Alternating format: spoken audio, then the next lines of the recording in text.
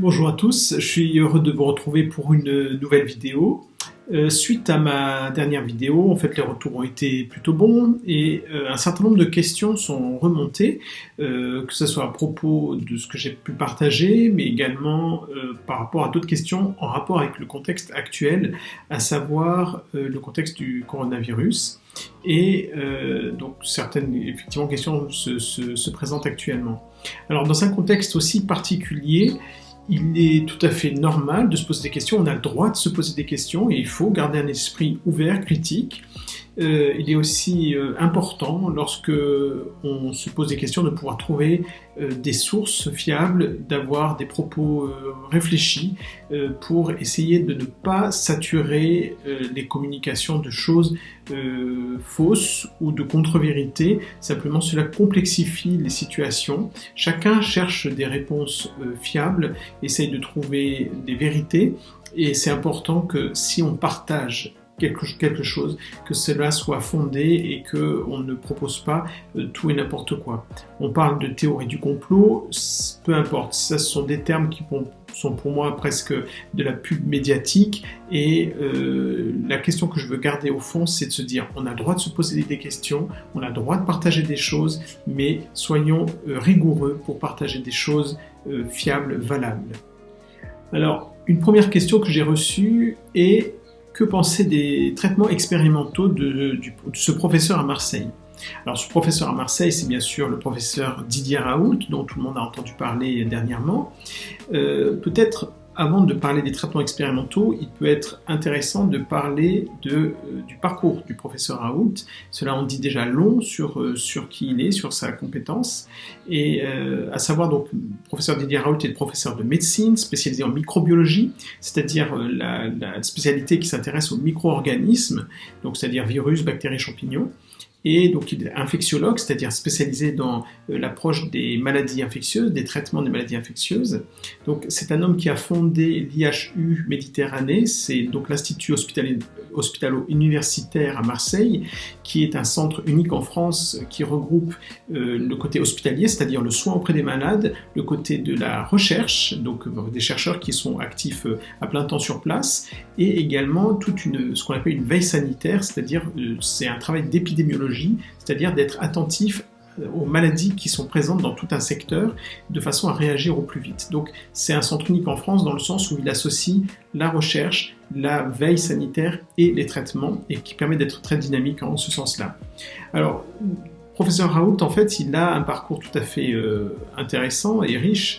Il a de multiples décorations. Alors déjà, d'un point de vue d'honneur, de distinction qui lui ont été faites, il a été commandeur de l'Ordre du Mérite, chevalier de l'Ordre du Mérite, officier de la Légion d'honneur, et j'en passe. Il a eu plus de 25 récompenses, sur le plan national et international pour tous les travaux qu'il a fait. Il a découvert un certain nombre de micro-organismes sur lesquels il a proposé des traitements, et donc actuellement, dans des spécialités qu'il a, c'est-à-dire une spécialité sur ce qu'on appelle les maladies émergentes, c'est-à-dire des nouvelles maladies, donc dans le côté infectieux. Il est un des experts mondiaux, voire l'expert mondial, en fait, il est un des experts les plus cités à ce niveau-là. Il faut savoir qu'effectivement, au niveau d'une carrière médicale, la reconnaissance par les pairs de ce que l'on a pu faire se fait aussi au travers des publications qui ont été faites. Et donc pareil, le professeur Raoult a été un de ceux qui a le plus publié. Il a été aussi conseiller au ministère de la Santé, en fait, de 2000 à 2003. Donc, juste, c'est ce premier point, effectivement, pour dire que c'est quelqu'un qui est un grand professionnel, un grand chercheur, un grand scientifique et un grand médecin.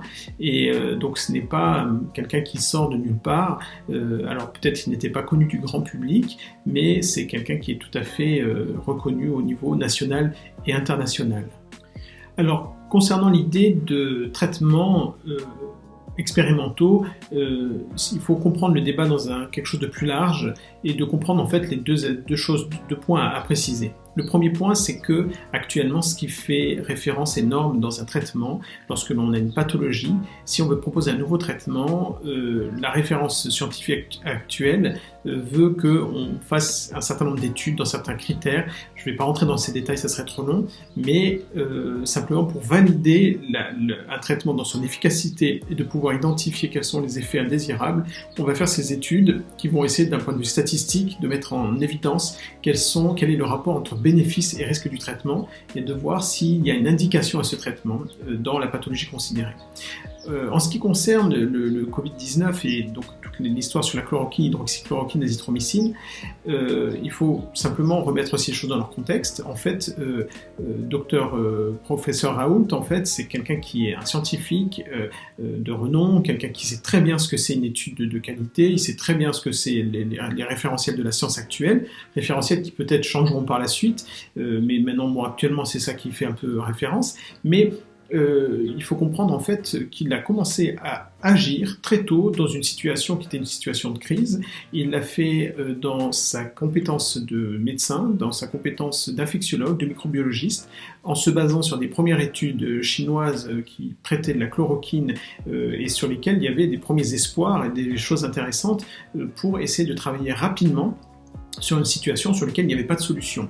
Et donc c'est pour avancer. Pour moi, le but ici n'est pas de faire polémique et pas non plus de vous donner mon avis, mais simplement de vous aider à réfléchir sur la situation suivante. C'est que d'un côté, on a le référentiel d'une étude de très haut niveau de preuve, en fait, qui va faire toute la lumière sur un sujet, et de l'autre côté, une situation d'urgence avec des premières publications qui avaient été faites concernant la chloroquine et concernant également donc cette chloroquine, un médicament d'utilisation assez ancienne et même très ancienne, et avec pour le professeur Raoult un recul de pratique avec ce traitement. Par exemple, moi dans mon quotidien, je n'utilise jamais la chloroquine. Même maintenant, on la prescrit très peu parce qu'il y a beaucoup de résistance par rapport à cet antipaludéen dans le monde, et donc au quotidien, je ne la manie pas du tout cette molécule. Lui, il la manie au quotidien depuis des années. Donc, il a une pratique, une expérience avec ce traitement qui fait que entre sa pratique avec ce traitement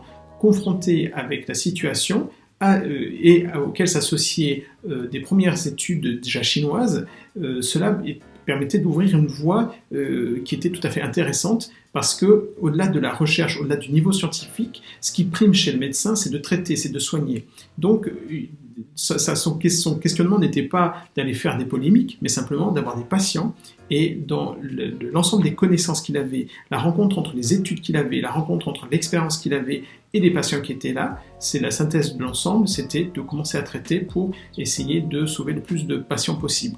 Donc, c'est son éthique médicale qui l'a fait avancer en faisant une synthèse de ces choses-là. Actuellement, la chloroquine et l'hydroxychloroquine sont utilisées dans un certain nombre de centres hospitaliers. Beaucoup d'autres confrères, professeurs d'infectiologie, ont soutenu aussi le professeur Raoult.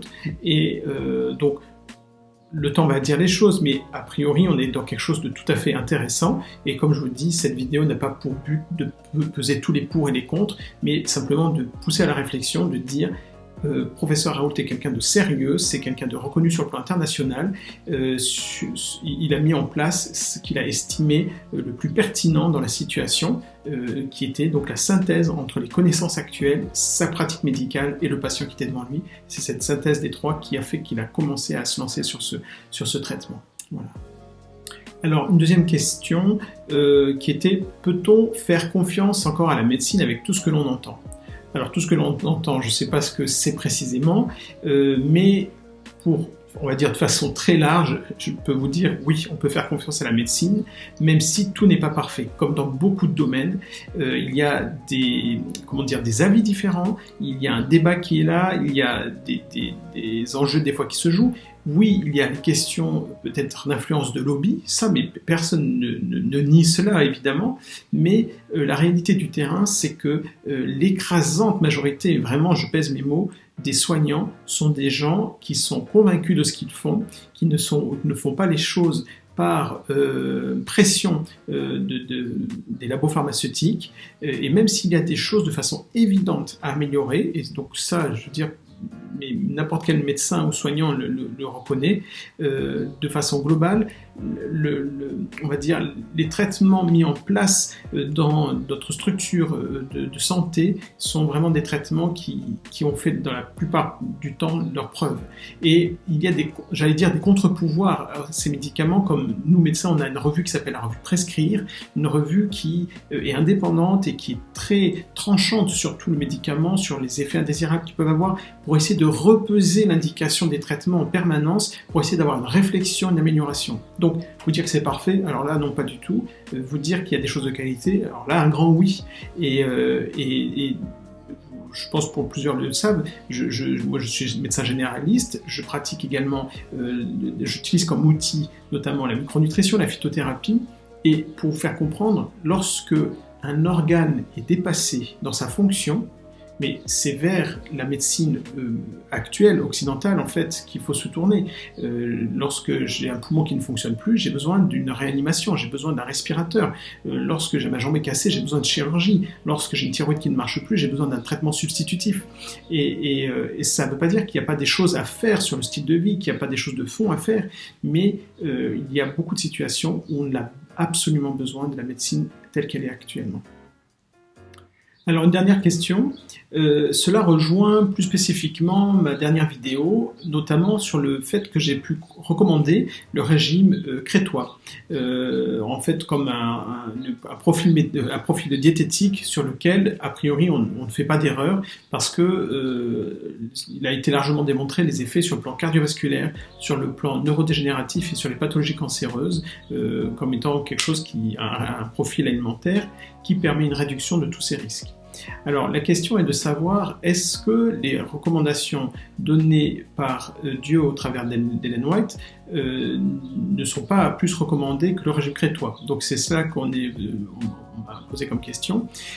Pour moi les choses sont très simples. Premièrement, la nourriture n'est pas une question de salut. Donc là-dessus on soit clair, je sais que certains ne sont pas d'accord et là-dessus, bon pour moi là je suis très très clair, il faut replacer les choses dans leur bon contexte. Deuxième chose, tout ce qui était recommandé par Ellen White, en fait en début, il y a plus de 100 ans de ça, mais clairement on avait 100 ans d'avance sur toute la population. Et encore aujourd'hui, des études ont été faites où on a pu voir que la population adventiste vit plus longtemps, une espérance de vie prolongée par rapport à la population générale, et notamment moins de cancer, moins de pathologies cardiovasculaires. Donc les recommandations, elles sont tout à fait valables, elles sont tout à fait bonnes, excellentes. L'idée est vraiment d'être dans quelque chose d'une nourriture qui est saine, qui est riche de nutriments, qui est vraiment, on a un impact sur tout l'ensemble de la santé. Et donc ça, il n'y a aucun problème. Après, simplement, je partageais en fait simplement ma pratique, où dans ma pratique, j'ai pu constater régulièrement chez des personnes végétariennes ou végétaliennes des carences en vitamine B12, et a priori, quand on fait un peu le point sur l'ensemble de l'alimentation, plutôt une insuffisance peut-être en acide gras oméga 3. Et en ce sens, c'est en ce sens que mon conseil était simplement de dire, si vous faites ce profil-là, vous êtes sûr de ne pas avoir ces carences-là. Après, on peut tout à fait se reposer la question, de recreuser les choses et se dire, mais où peut-être trouver suffisamment de sources en vitamine B12 ou d'oméga 3 dans des produits végétaux.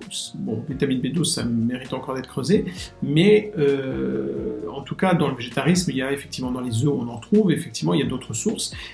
Donc voilà, pour moi, il n'est pas l'objet de rentrer dans un débat, et de façon très claire, le végétarisme a montré en fait une réduction de beaucoup de problématiques de santé, mais il faut que ce soit un végétarisme bien construit, et simplement là moi je m'adresse à une population, à un groupe de personnes, et pas à un conseil individuel.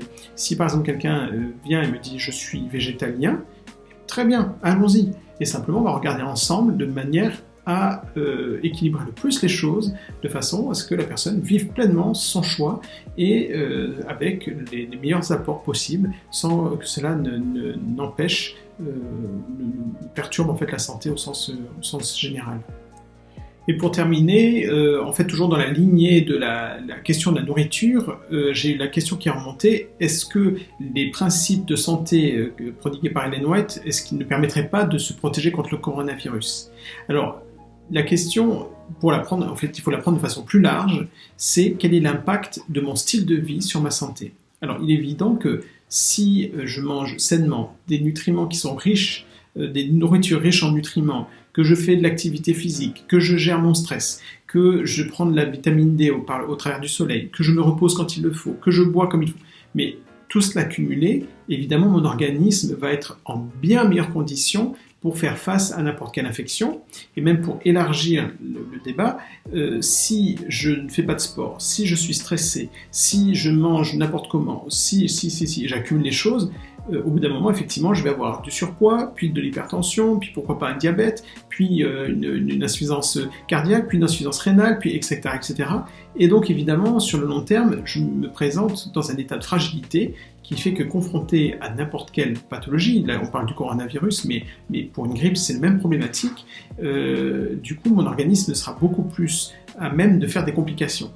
Mais au contraire, en fait, simplement c'est se dire c'est autant T, c'est pas parce que je mange végétarien que je suis protégé comme un bouclier magique contre le coronavirus. Bien sûr, mon corps va réagir avec un état moins inflammatoire, avec une immunité qui sera certainement plus réactive, mais c'est pas une garantie assurance tout risque, ça évidemment.